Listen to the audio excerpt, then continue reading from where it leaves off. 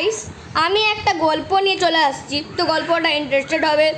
আমি কিছুক্ষণ আগে একটা গল্প বললাম সিংহকে নিয়ে। তো আজকে আমি একটা রাজা রানী আর তার মেয়েকে নিয়ে গল্প বলবো। তো বেশি দেরি না করে স্টার্ট করছি। একটা রাজা ছিল, তার বউ ছিল আর তার কন্যা ছিল। তারা তিনজন একদিন একটা জায়গায় ঘুরতে গেল। তো তার মেয়েটা বলল কি, বাবা মা, আমি একটুখানি ওই দিক থেকে ঘুরে আসছি, সন্ধ্যা হবার আগে ফিরে যাব। দিয়ে তার বাবা আর মা বলল কি ঠিক আছে যাও। দিয়ে সে গেল একটা জায়গা, প্যালেস। সেখানে দেখলো কত সুন্দর সুন্দর ফুল, তারপরে বাগান, আর কত সুন্দর করে সাজানো আছে। তো ওখানে একটুখানির জন্য বসে গেল। বসে যাওয়ার পরে ওকে একটা পিছন দিক থেকে একটা ডাইনি ধরে নিয়ে বন্দি করে দিল। যে বলল, আজ থেকে তুই আমার মেয়ে, তুই খুব সুন্দর দেখতে। দিয়ে ওকে খাবার দিত, কিন্তু মেয়েটা খেত না।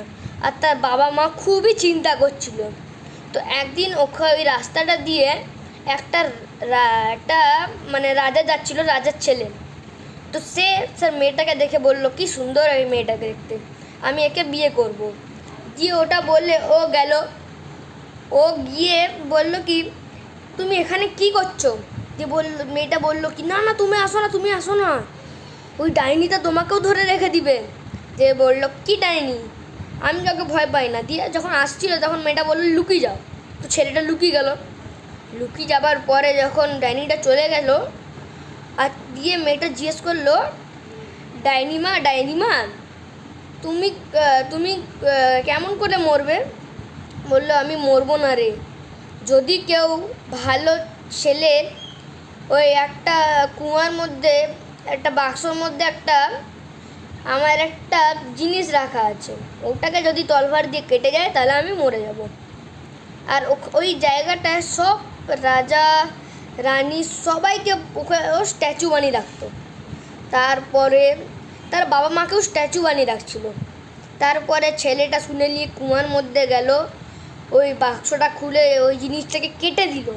কেটে দিবার পরেই রক্ত বেরালো, আর সেই ডাইনিটা মরে গেল। আর যে মেয়েটা ছিল ও ছাড়ানো হয়ে গেল, আর তার রাজা রানী সবাই বেঁচে গেল। দিয়ে তার মা বাবা ওই কন্যাটার সাথে সেই ছেলেটার বিয়ে দিয়ে দিল।